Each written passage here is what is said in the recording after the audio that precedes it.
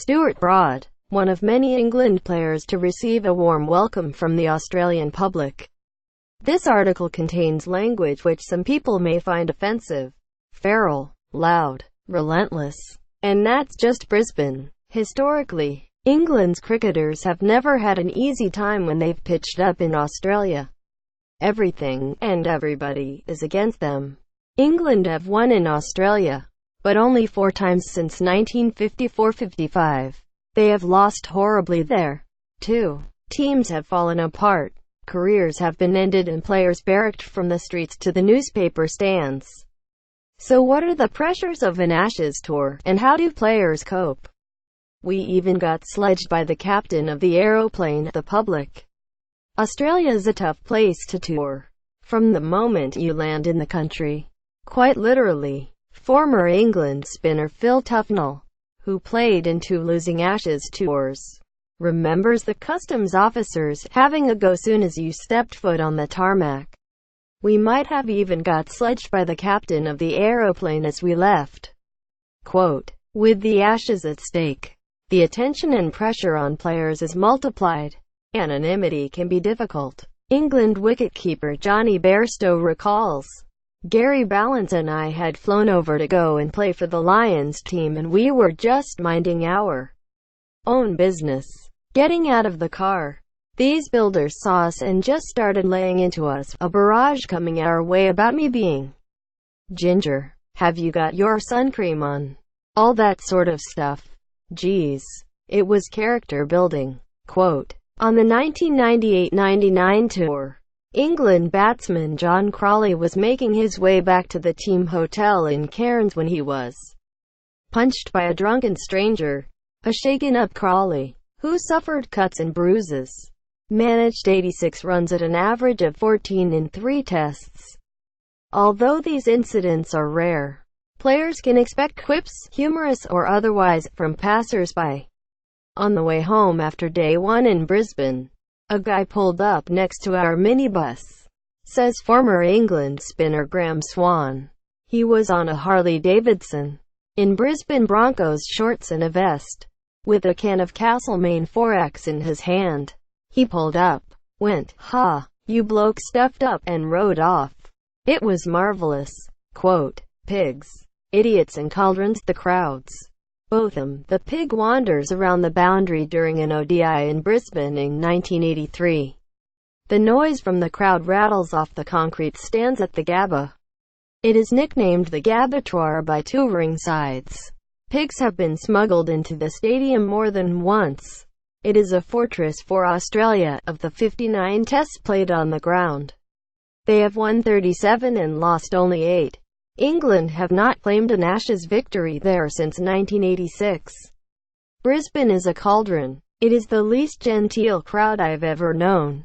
It's feral. It's loud, says Swan. They put the signs up saying no sledging can be on the basis of race, gender or sexual orientation. And then pretty much everything that gets said to you is based on all 3. Quote, this is the venue where England will begin their Ashes defence on the 23rd of November. They must also contend with 90,000 people at the MCG in Melbourne, home of the notorious Bay 13, in a ground so unruly that extra police were once employed, and Australia captain Ricky Ponting pleaded with fans to behave. Former South Africa captain Graham Smith, whose side lost 2-0 in Australia in 2008, says, playing in England is quite festive.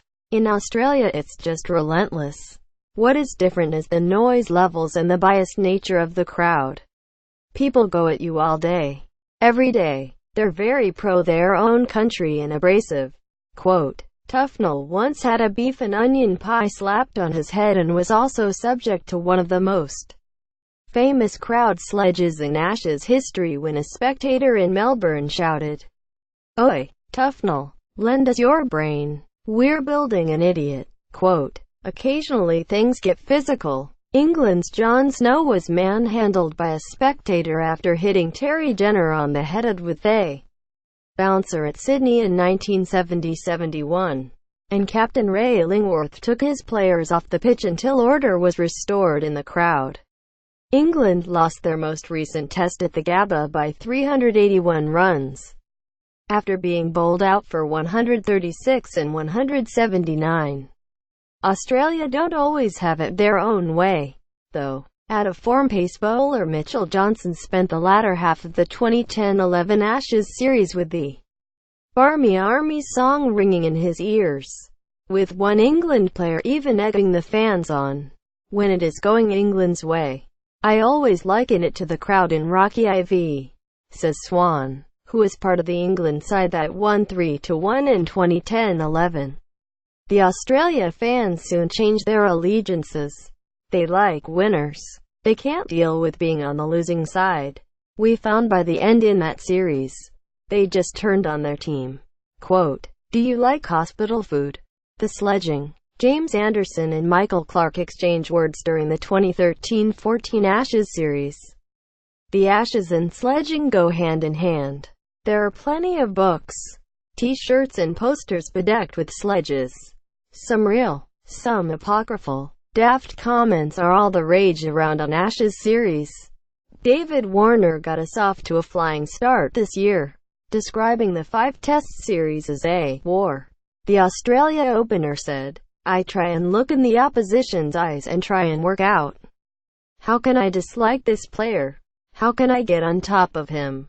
Single quote. You have to delve and dig deep into yourself to actually get some hatred about them to actually get up when you're out there. Quote, fast bowler Craig McDermott, after being dismissed by Tufnell, allegedly asked if hospital food suited him. There are almost enough sledges from Merv Hughes to fill a book. Steve Waugh's Australia teams specialized in mental disintegration. Even the umpires get involved. When Tufnell asked how many deliveries remained in an over, Peter McConnell is reported to have said, "Count them yourself, you pommy bastard." Single quote. After England were beaten in Adelaide in 2006-07, the teams convened in the Australian dressing room for a post-game beer. England's James Anderson, egged on by Australia batsman Damien Martyn, threw a pad at Michael Clarke. 7 years later, Anderson and Clarke squared up during the Brisbane Test. Australia captain Clarke told Anderson to expect a broken arm while he was batting. He was fined 20% of his match fee for using an obscenity in doing so. However, by the end of the series, albeit after Australia had won 5-0, Clarke and Anderson shared a beer. In Sydney, this content will not work on your device. Please check JavaScript and cookies are enabled or update your browser. Smug pommy cheat the press. The Australian press is no more welcoming, as England's Stuart Broad knows only too well. During the 2013 Ashes in England, Broad refused to walk despite edging to slip via wicketkeeper Brad Haddin's gloves. Australia were apoplectic. Coach Darren Lehmann called Broad a blatant cheat and urged the fans to make him cry when England toured Australia later that year. The press did their bit.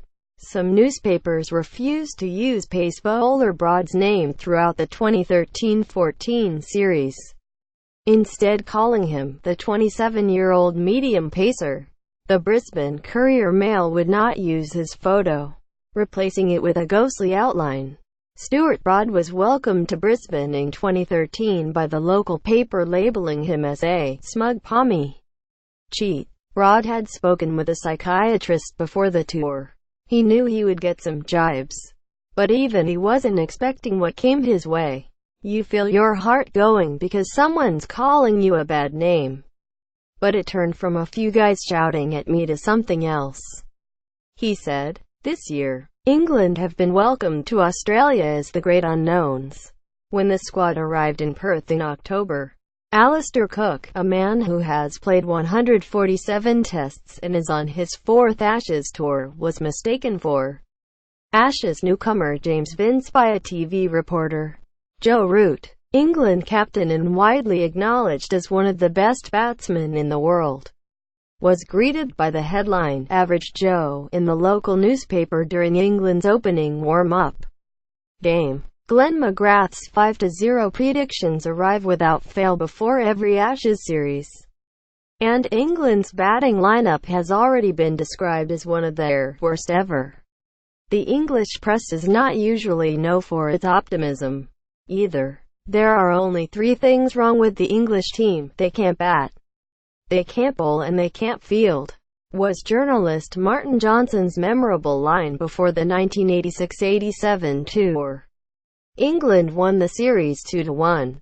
When England lost in Australia in 2013-14, a Perth newspaper recreated the famous and affectionate remembrance of English cricket 1882 obituary by the Sporting Times from which the Ashes was born. The jingoism doesn't always surface, though. When England racked up 517-1 in Brisbane in 2010, Australia captain Ricky Ponting was described as clueless by the Courier Mail, with one journalist criticising Australia's sad sack effort in the field. Broad took the mockery in his stride. He claimed 6-81 in the first innings at the Gabba and strolled into the news conference with a copy of the newspaper tucked under his arm. It turns out the Australian press can be motivating as well as intimidating. Sticking together, the teammates. An Ashes tour often lasts 3 months. Away from family and friends, seeing the same people for the majority of the tour can be draining. The pressure of touring Australia has accounted for many a player and coach. Andrew Flintoff, England skipper for the 5-0 whitewash in 2006-07, recalls, "I was having a drink with my dad on Christmas Eve, and as we made our way home I started crying my eyes out. I told him I'd tried my best but that I couldn't do it anymore." Flintoff never captained England again. Half of England's 1994-95 touring squad were nursing injuries at some point.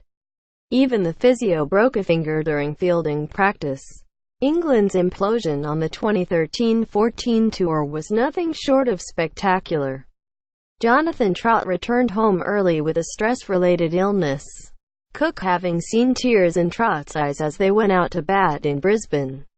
Swan retired mid-series. Kevin Peterson never played again, and team director Andy Flower quit after the tour.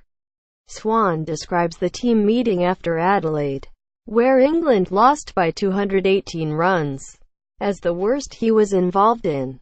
It became a finger-pointing session, he says, with batsmen blaming bowlers and vice versa. The wheels had fallen off. Quote, "Before England were successful in 2010-11, the players took part in a boot camp in a German forest. This was less popular when it was repeated 3 years later, but at the time, the players said it helped them become closer." England's victory in 2010-11 was the first time they won the Ashes in Australia since 1986-87. On that tour, players' wives and girlfriends were taken for a pre-tour dinner with Flower and captain Andrew Strauss, where it was explained how they would be taken care of and how they could help the team win. The closeness showed on the pitch. Stephen Finn was bowling. He was a 21-year-old at the time, and every time he walked back to his mark, Brad Howden was giving him some stick, remembers Anderson. No one was aware of it. "We came in at tea and Finn said, 'It's getting to me.' So the minute we went out there after tea, all 11 players went straight at Haddon. 'You're picking on the young guy. Why are you doing this?' He was really taken aback and he soon shut up." That sort of unity really goes a long way in Australia. If things aren't going well, you need to rally round each other and try and pick each other up. Quote, Smith says South Africa created spaces after a day's play where players could vent and joke and tell stories to ease some of the tensions and share the load with teammates. Swan adds, "What you need is someone who is as good a tourist as Steve Harmison, who once didn't take his blue one-day pads on tour so he could fit more cash and carry sweets in. His room used to be called the Harmison Arms. He used to have a dart board up, fill the bath with ice and get 50 beers and put them in for the end of play. You'd help yourself to sweets and play darts. Quote, "So there you have it. Sweets, darts and a thick skin, 3 key components to surviving an Ashes tour. If only it was that simple."